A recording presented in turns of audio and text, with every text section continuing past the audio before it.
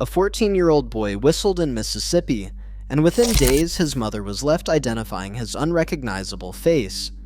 The world called it a tragedy, but inside Black households it became a warning embedded in the rules that would shape generations. Why did mothers insist you never talk back, never show fear, never stray too far from home? Behind every strict command was encrypted survival code, forged in terror and passed on as protection. The real genius in these 20 rules is not what outsiders saw, it is what only those raised under them could feel, and what most have still never been taught to name. The story begins where the danger was impossible to ignore. In the summer of 1955, a grandmother's warning did not sound like philosophy. It sounded like survival. In Money, Mississippi, Emmett Till's family told him to not talk too much, to not look people in the eye too long, to not draw attention. He was a 14-year-old, visiting from Chicago, unfamiliar with the invisible lines that shaped every move. When Emmett whistled inside Bryant's grocery, the rules broke. Days later, his mother, Mamie Till Mobley, faced what no parent should. A son's body, unrecognizable, violence etched into every inch.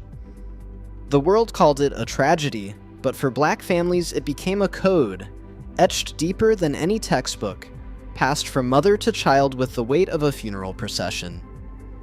In households across the South and the North, the lesson spread faster than any headline. Silence became armor.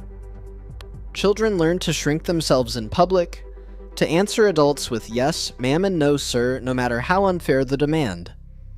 Grandmothers would say you do not talk back, not here, not ever.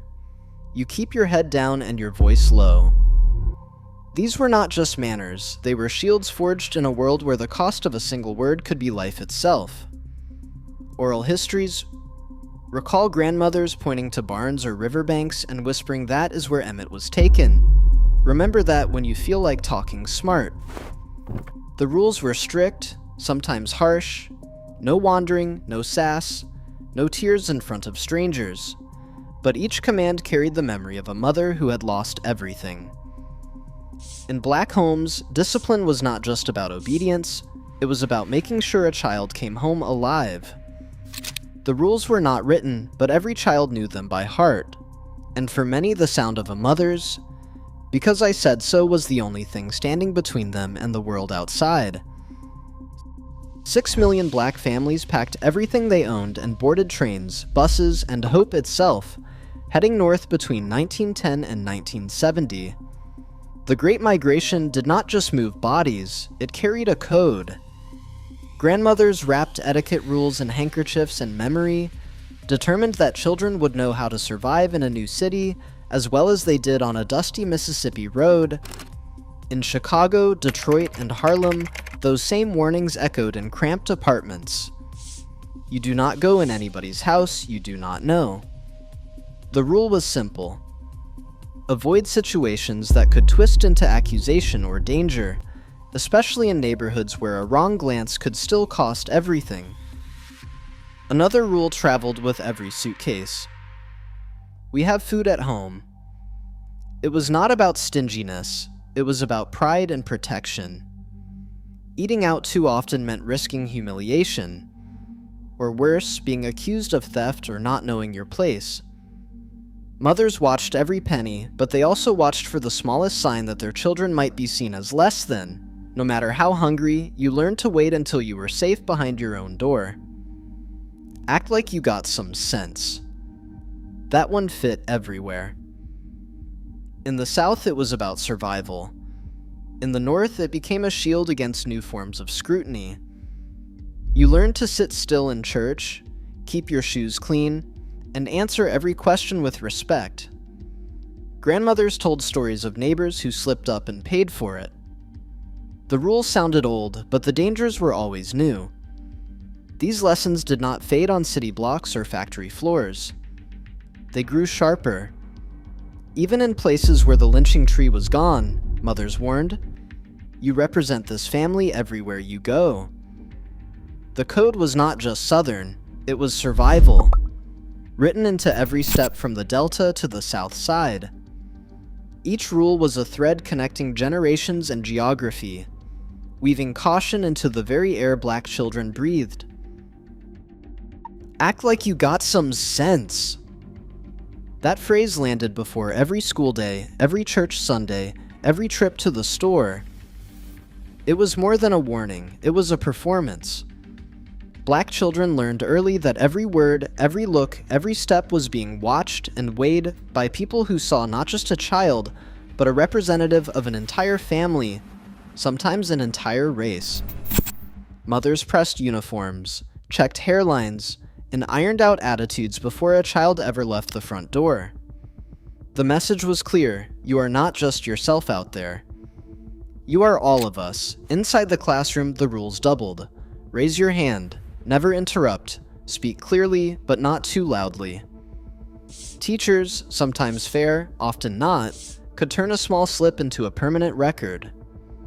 One wrong answer, a single rolled eye, or a laugh at the wrong time, and a child could be labeled a troublemaker. Black students faced suspension 3 times as often as their white classmates for the same behavior. Mothers saw the statistics, but they also saw the looks from teachers and the notes sent home. So they drilled the rules. Don't let them catch you slipping. Smile, but don't show all your teeth. Keep your hands on your desk. Answer yes, ma'am, and no, sir, even if you're angry. Family reputation wasn't just pride, it was protection. If a child made a scene, it was never just their problem. Neighbors talked. Word got back to mothers before the school bell finished ringing. You represent this family everywhere you go, mothers would remind, their voices low and certain. The pressure to perform perfection was relentless. There was no space for mistakes. Every child carried invisible armor, heavy as history, stitched together by a mother's worry and a grandmother's warnings. Code switching became second nature. At home, laughter and slang filled the air. Outside, voices softened, posture straightened, and every sentence was measured. The emotional cost ran deep. Children learned to hold their tongues, swallow frustration, and hide their tears until they were safe behind closed doors. The world demanded excellence without mercy, and mothers supplied the training, sometimes with a sharp word, sometimes with a look that said everything. For Black families, perfection was never about vanity, it was about survival. Dress codes in Black households weren't just about looking sharp. They were a line of defense against a world waiting to judge. Mothers made sure collars were pressed, shoes were polished, and hair was neat before a child ever set foot outside. You're not leaving this house looking any kind of way, they would say, knowing that the smallest detail, a wrinkled shirt or a scuffed sneaker, could spark suspicion or disrespect from teachers and strangers alike. But even the crispest uniform couldn't erase the double standard waiting at the school door. Department of Education data shows Black students were suspended 3 times as often as their white classmates for the same missteps. A missed homework assignment, a laugh at the wrong time, a shirt untucked. These infractions that might earn a warning elsewhere became grounds for removal.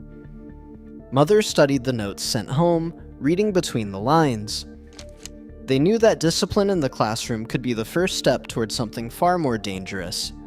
A record, a label, a pipeline that led straight out of school and into the system. The rules at home grew strict in response. Chores had to be finished before play. Beds were made with hospital corners. Don't give them a reason, mothers would warn, eyes fixed on the future. Every task, sweeping the floor, folding laundry, answering with yes ma'am, was practice for a world that would not offer second chances. These routines weren't about control's sake. They were about building habits that could withstand scrutiny, about making sure a child's reputation stayed spotless even when the odds were stacked against them. But respectability had its limits. No matter how hard a child tried, no matter how perfectly they followed the rules, the system found ways to punish. The lesson was clear. Perfection might buy safety, but it could never guarantee it. For Black mothers, the stakes were institutional, not just personal. The fight to keep children safe didn't end at the school gate. It only changed form as their children stepped into the street. A car idles at the curb, the radio barely above a whisper. In the driver's seat, an aunt scans the rearview mirror, eyes sharp as streetlights flicker on. She tells them to turn the music down. The rule is not about taste. In neighborhoods shaped by the crack era and Operation Pipeline, launched by the DEA in 1984, volume is a risk. Pipeline training manuals flagged loud music as a reason to pull over cars, especially if the driver was black or brown. By the late 1980s, police in New Jersey and New Mexico were trained to treat bass-heavy sound as a sign of trouble. For Black families, that meant a simple song could become a pretext for a search, a ticket, or worse. The command to keep the radio low was survival, not just discipline. Curfew was just as strict. As dusk settled, mothers and aunties checked watches, counted heads, and staged living rooms like command centers. The rule was clear: be home before the streetlights blinked on. After dark, the odds changed. CDC data from the early 1990s show that 60% of youth homicides in urban Black communities happened between 6 p.m. and 6 a.m. In cities like Chicago and Washington, D.C., a Black teenager's chance of being killed after sunset was up to 20 times higher than that of their white peers. Friday and Saturday nights were the most dangerous. Mothers did not need statistics, they had memories and news clippings.